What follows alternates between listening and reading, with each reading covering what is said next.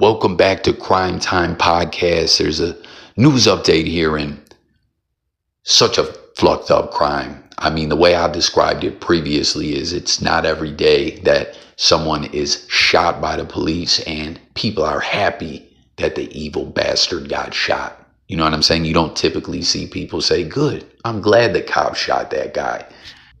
And if you're not totally up on the disturbing case of story of Keimani Latigue in Toledo, Ohio, I'll put a link to a video that covers it more. But her sick demon excuse for a father, or a demonic wannabe father, Darnell Jones, who's in custody. He got shot in a shootout with the police after, and it's, alleged. It's always alleged. The court process has to play out and all that, but he did it, and he's an evil sack of garbage. He allegedly killed his daughter after staging a home invasion, actually violated her and mutilated, decapitated her body, cutting off her hands and almost cutting off her head, leaving her in an abandoned apartment while he went on the news acting like all calm, cool, and collected, like the evil demon that he is, lying to everyone while his daughter lay dead at his hands. That's what I'm saying with this sack of garbage getting shot. You don't see that where people are happy the police shot someone, because, hey, he got shot, and some would say, oh, why didn't they just kill him? But maybe that's getting off too easy, that he should rot in prison and get everything that he's going to get coming to him in prison. Let me know what you think. And also the DEATH penalty. People feel different ways about that.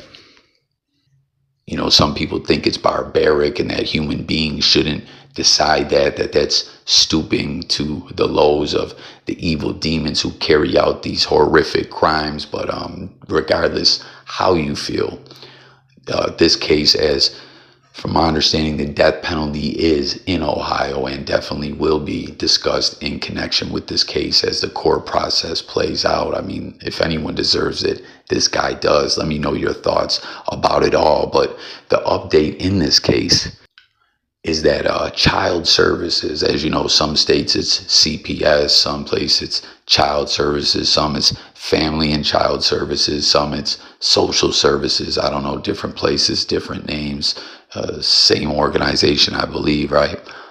That she was on their radar. So it's like, oh, did they drop the ball? Could they have done something to prevent this from happening? And from what I'm seeing here, it doesn't seem to be their fault, because surprisingly, as you see here in this interview or this press conference here with the director, what is his title? Brian Steele, president of the Columbus. Oh no, that's the police. I'm sorry. Child services in Ohio County investigated a family member of 13-year-old Keimani Latigue before she was found dead inside a vacant residence.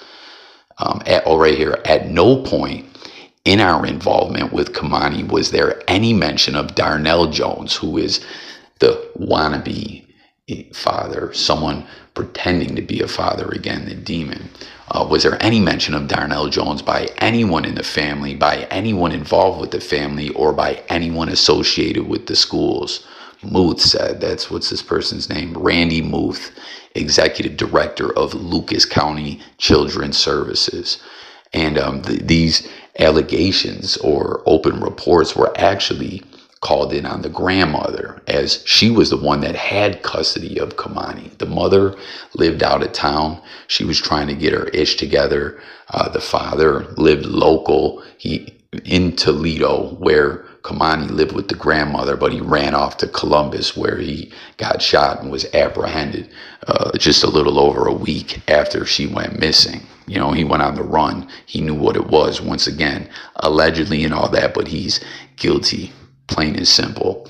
But the grandma was the one that cases were called in on. Now, there had to be some kind of reason why the parents didn't have custody of their child. Now, if child services, if like they just gave up custody or what, I don't know. I have to look further into that to find out what exactly happened, but there's definitely some reason that the grandmother had custody of and was raising the child. And you'll see some people, when she was just missing, were saying, oh, the grandmother's the only one that has a criminal charge against her in the family or something like that. I don't know. There were people saying things like maybe the grandmother had something to do with it or something. Like, I don't know. She had custody. Obviously, the father's a piece of garbage. The mother was out of town getting her ish back together.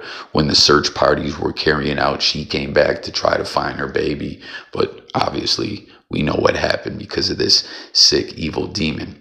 But the reports, but that's what I'm saying. If, because the only way they could have dropped the ball is if there was something based on information that they had that should have told them, hey, keep the father away from her, and they didn't act. Then they fucked up. But as far as these were things called in on the grandmother. I don't know the reason why the parents didn't have custody, but it was excessive. The report stemmed from two separate allegations of excessive physical discipline from Keimani's grandmother, Dorothy Latigue. The incidents happened in 2023 and 24. One of the investigations was initiated by a teacher who called the agency. So I'm not sticking up for the grandma, but we don't know the specifics of these reports. But obviously we know that, as it says here, they decided not to remove her from the home. As it says, Keimani and Dorothy, who is the grandmother, both told Child Services that they were the only ones residing in the home. Moose said the Children's Services found it would be, quote, inappropriate to ask the juvenile court to remove Keimani from the home. And Muth also commented on media reports featuring community members who said they called the agency multiple times about Keimani's care in the past month. Quote, this is a concern to us here at Lucas County. We want to be clear. We have no record of any call from a mandated reporter or a community member for an entire year prior to her murder. So they're saying that that's cap, and there's contact information, that they put out there. They're saying, if you call something in, hit us up, because we don't have a record of it. And they decided to close the case against the grandmother. And I'm not sticking up for the grandmother, but I'm just saying, when it comes to physically disciplining a child, like, I grew up in an era where maybe it did go too far, but my parents would go upside my head and they'd say, yo, well, when we were growing up, we were getting beat with sticks and extension cords and all kinds of medieval-ish is what it sounded like, and maybe things went a little too far. But I feel like I definitely at times physical discipline could be necessary. That's something that people feel different about. I mean, it definitely shouldn't cross a line or whatever. But what I'm getting at is, for all we know, these reports were opened and closed. They checked into them all. The grandmother and the child both wanted, for the living arrangement and custody arrangement to continue. And, they said she should stay here. So with the teacher once calling it in, that could be from just a child going to school and saying, hey, my grandma slapped me. And because I know someone personally that they happened to, where their child, who was like 12, was out whiling out, behaving very badly, getting into some very inappropriate stuff.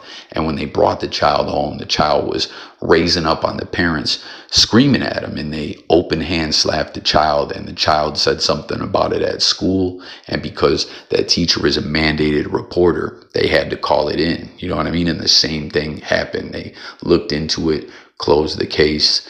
You know what I'm saying? It's a different world we live in these days. Like, when I was a kid, you just got your ass whooped. That's how it was. I'm not saying that's right. That kids definitely need to get their ass whooped. But sometimes it can be necessary. But that's not really the point about what we're talking about here. Although I want to hear everyone's thoughts about it all, everything we're talking about. Please comment, subscribe, go check out that other video if you want to get more familiar with the case. But it doesn't seem child services dropped the ball, in my opinion, and they're claiming that these community members talking about, oh, we called in, they're saying that's cap. Could they be lying? Possibly, you know what I mean? But at the end of the day, once again, we know what they needed to do was get the father up out of her life, or the demon impersonating a father out of her life for good.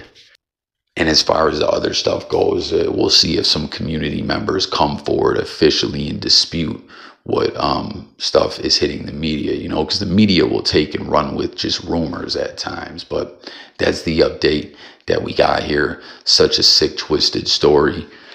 This bastard's going to have everything he deserves coming to him in prison, and much more, like he's just pure evil. This is some of the sickest shit that I've ever heard, no question. It's just so appalling, so fucking sick. But subscribe, let's talk, stay tuned for updates. Burn in hell, Darnell Jones, and I'm out of here. It's Crime Time Podcast, signing out. Peace.